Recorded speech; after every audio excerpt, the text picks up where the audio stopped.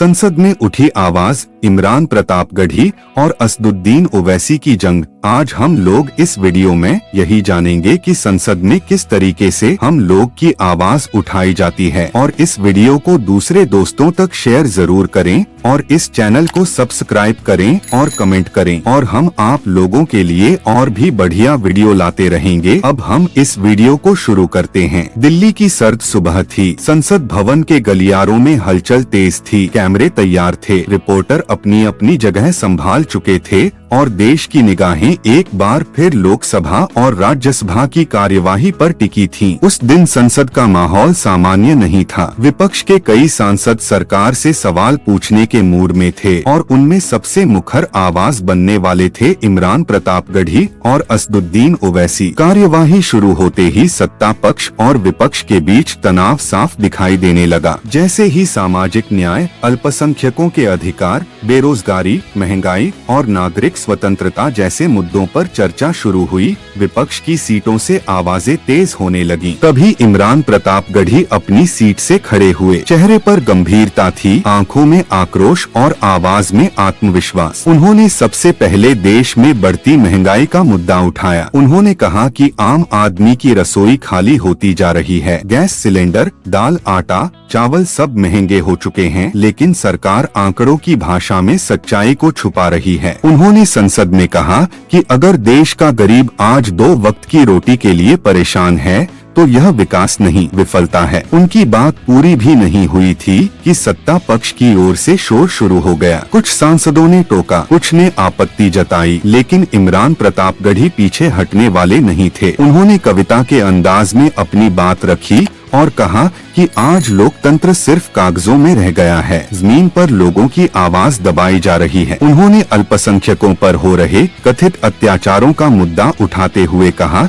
कि देश के कई हिस्सों में डर का माहौल बनाया जा रहा है। मॉब लिंचिंग, नफरत भरे भाषण और भेदभाव की घटनाओं का जिक्र करते हुए उन्होंने सरकार से सवाल किया कि क्या यही नया भारत है। संसद में एक पल के लिए सन्नाटा छा गया। कई सांसद उनकी बातों को ध्यान से सुन रहे थे। मीडिया गैलरी में बैठे पत्रकार तेजी से नोट्स बना रहे थे। सोशल मीडिया पर उनके भाषण के क्लिप वायरल होने लगे थे। इसके बाद असदुद्दीन ओवैसी खड़े हुए। उनका अंदाज हमेशा की तरह आक्रामक और सीधा था। उन्होंने सरकार को सीधे कटघरे में खड़ा करते हुए कहा कि देश में संविधान को कमजोर किया जा रहा है। उन्होंने नागरिकता, पुलिस कार्रवाई, अल्पसंख्यकों की सुरक्षा और कानून व्यवस्था पर गंभीर सवाल उठाए। उन्होंने कहा कि जब किसी समुदाय के लोगों को बार बार शक की नजर से देखा जाता है, जब उनके घरों पर बुलडोजर चलता है, जब बिना मुकदमे के उन्हें दोषी ठहराया जाता है, तो यह न्याय नहीं बल्कि सत्ता का दुरुपयोग है। ओवैसी ने बेरोजगारी का मुद्दा उठाते हुए कहा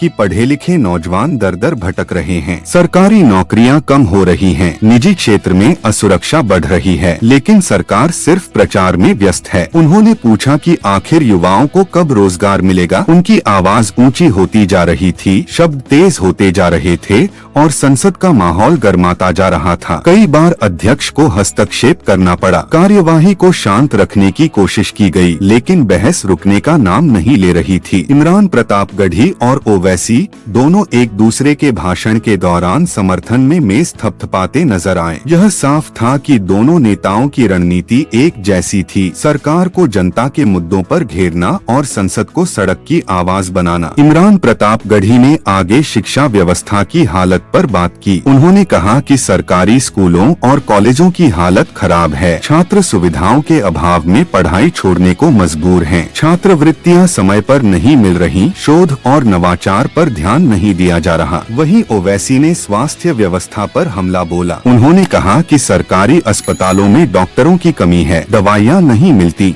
गरीब इलाज के अभाव में मर रहा है। उन्होंने पूछा कि जब बजट में हजारों करोड़ दिखाए जाते हैं तो जमीनी हकीकत इतनी खराब क्यों है। सत्ता पक्ष ने भी पलटवार किया। कुछ मंत्रियों ने आंकड़े पेश किए, योजनाओं की सूची गिनाई और विपक्ष पर राजनीति करने का आरोप लगाया, लेकिन विपक्ष के लिए यह संतोषजनक जवाब नहीं थे। कार्यवाही के दौरान कई बार हंगामा हुआ, नारे लगे, वॉकआउट की धमकी दी गई, फिर भी इमरान और ओवैसी अपनी बात कहने में सफल रहे। दोनों नेताओं ने यह संदेश देने की कोशिश की कि वे सिर्फ अपने समुदाय की नहीं बल्कि बल्कि हर उस इंसान की बात कर रहे हैं जो खुद को उपेक्षित महसूस करता है। सत्र के बाद संसद परिसर में मीडिया ने दोनों को घेर लिया। पत्रकारों ने सवाल पूछे कि क्या यह सरकार पर दबाव बनाने की रणनीति है, क्या आने वाले चुनावों से पहले विपक्ष एकजुट हो रहा है। इमरान प्रतापगढ़ी ने कहा कि उनका मकसद राजनीति नहीं बल्कि जनता की आवाज उठाना है। उन्होंने कहा कि जब तक देश के आखिरी गरीब को न्याय नहीं मिलेगा तब तक वे चुप नहीं बैठेंगे। ओवैसी ने भी साफ कहा कि वे संविधान और लोकतंत्र की रक्षा के लिए हर मंच पर लड़ाई लड़ते रहेंगे। उन्होंने कहा कि संसद ही वह जगह है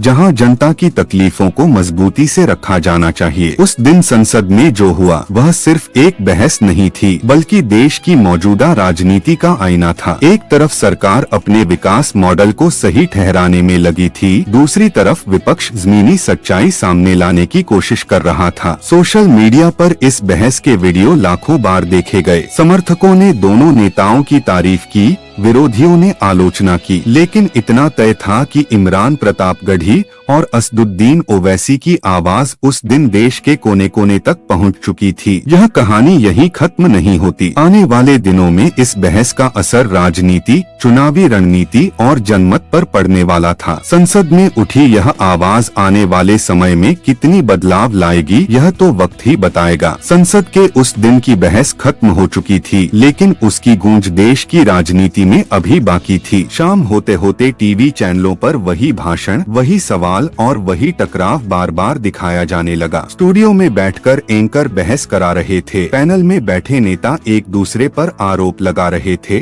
और सोशल मीडिया पर जनता अपनी राय खुलकर रख रही थी। यह साफ हो चुका था कि इमरान प्रतापगढ़ी और असदुद्दीन ओवैसी की संसद में उठाई गई आवाज सिर्फ सदन तक सीमित नहीं रहने वाली थी। अगले दिन अखबारों की सुर्खियां बदली हुई थीं। कहीं लिखा था ओवैसी का सरकार पर तीखा हमला, कहीं इमरान प्रतापगढ़ी ने गरीबों की आवाज बुलंद की। कई अखबारों ने इसे विपक्ष की नई रणनीति बताया तो कुछ ने इसे चुनावी राजनीति का हिस्सा कहा। लेकिन जमीनी हकीकत यह थी कि आम लोग इन मुद्दों से खुद को जुड़ा हुआ महसूस कर रहे थे। दिल्ली से लेकर छोटे कस्बों तक चाय की दुकानों पर लोग संसद की बहस पर चर्चा कर रहे थे। कोई कह रहा था कि आखिर किसी ने तो खुलकर महंगाई की बात की, तो कोई कह रहा था कि बेरोजगारी पर सरकार को घेरना जरूरी था। सोशल मीडिया पर युवाओं ने ओवैसी के रोजगार वाले बयान को जमकर शेयर किया। वहीं छात्रों ने इमरान प्रतापगढ़ी की शिक्षा पर कही गई बातों को समर्थन दिया। इसी बीच संसद का अगला सत्र शुरू हुआ। माहौल पहले से ज्यादा गर्म था। सत्ता पक्ष सतर्क था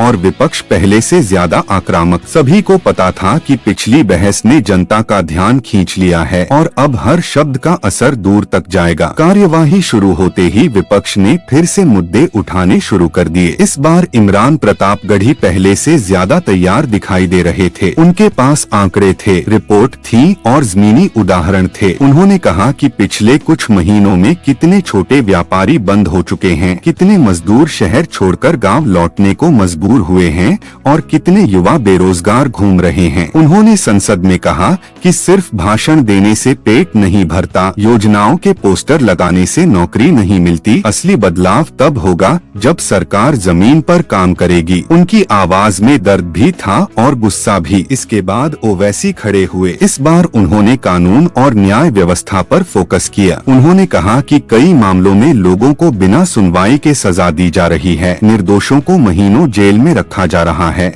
और न्याय मिलने में सालों लग जाते हैं। उन्होंने सवाल उठाया कि क्या यही संवैधानिक व्यवस्था है। उन्होंने संसद में कुछ उदाहरण गिनाए, कुछ मामलों का जिक्र किया और सरकार से जवाब मांगा। उनकी बातों पर सत्ता पक्ष असहज दिखने लगा। कई सांसदों ने टोका, कुछ ने विरोध किया, लेकिन ओवैसी रुके नहीं। इस बार बहस और भी तीखी हो गई। सत्ता पक्ष के एक वरिष्ठ मंत्री ने खड़े होकर पलटवार किया। उन्होंने कहा कि सरकार ने जितना काम किया है उतना पहले कभी नहीं हुआ। उन्होंने विकास योजनाओं, डिजिटल इंडिया, स्टार्टअप, सड़क निर्माण और स्वास्थ्य बीमा योजनाओं का जिक्र किया। उन्होंने विपक्ष पर आरोप लगाया कि वे सिर्फ नकारात्मक राजनीति करते हैं और देश की छवि खराब करते हैं। उन्होंने कहा कि अगर देश इतना ही बुरा होता तो दुनिया में उसकी पहचान क्यों बढ़ती। इसके जवाब में इमरान प्रतापगढ़ी ने कहा कि अंतर्राष्ट्रीय मंच पर तारीफ मिलने से गांव का किसान खुश नहीं होता जब तक उसकी फसल का सही दाम न मिले। उन्होंने कहा कि असली विकास वही है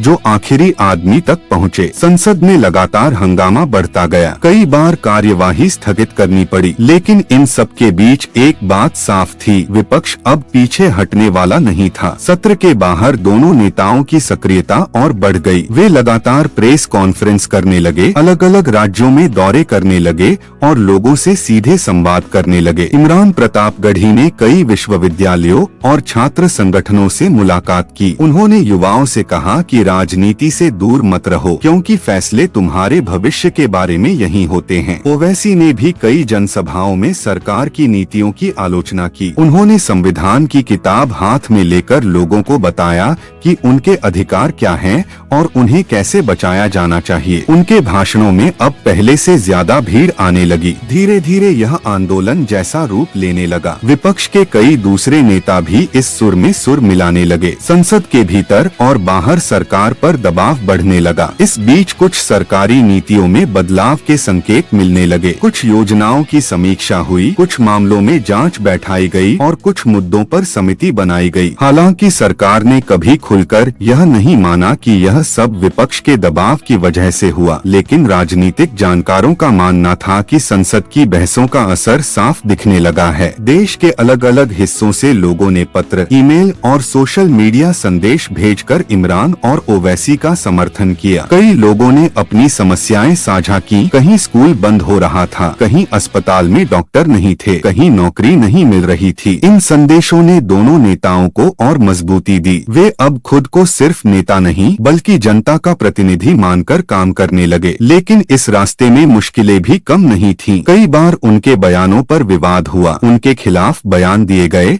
सोशल मीडिया पर ट्रोलिंग हुई। कभी उन्हें देश विरोधी कहा गया, कभी राजनीति का आरोप लगा, लेकिन उन्होंने पीछे हटने से इनकार कर दिया। एक दिन संसद में फिर बड़ा मुद्दा उठा, बजट पर चर्चा। यह मौका था सरकार और विपक्ष दोनों के लिए। इमरान प्रतापगढ़ी ने बजट को आम आदमी विरोधी बताया। उन्होंने कहा कि अमीरों को राहत मिलती है, गरीबों को सिर्फ आश्वासन। ओवैसी ने कहा कि बजट में अल्पसंख्यकों, पिछड़ों और गरीबों के लिए ठोस प्रावधान नहीं है। उन्होंने कहा कि अगर समाज का बड़ा हिस्सा पीछे रह जाएगा तो देश आगे नहीं बढ़ सकता। इस बहस ने पूरे देश का ध्यान खींच लिया। टीवी चैनलों पर लाइव प्रसारण हुआ, सोशल मीडिया पर ट्रेंड चला और आम लोग फिर से जुड़ गए। समय बीतता गया, संसद के कई सत्र हुए, कई बहसें हुई, कई मुद्दे उठे, लेकिन इमरान प्रतापगढ़ी और असदुद्दीन ओवैसी की पहचान अब एक मुखर और सवाल करने वाले नेताओं की बन चुकी थी। वे सत्ता से डरने वाले नहीं थे, न ही आलोचना से घबराने वाले। उनका मानना था कि लोकतंत्र की असली ताकत सवाल पूछने में है। आज जब पीछे मुड़कर देखा जाता है तो संसद का वह दिन सिर्फ एक बहस नहीं लगता बल्कि एक शुरुआत लगता है। एक ऐसी शुरुआत जिसमें जनता की आवाज को फिर से केंद्र में लाने की कोशिश की गई। यह लड़ाई अभी खत्म नहीं हुई है। संसद में, सड़कों पर, सभाओं में और सोशल मीडिया पर यह संघर्ष जारी है। आने वाले समय में यह आवाज कितनी मजबूत होगी, कितनी दूर तक पहुंचेगी, यह भविष्य तय करेगा। लेकिन इतना तय है कि इमरान प्रतापगढ़ी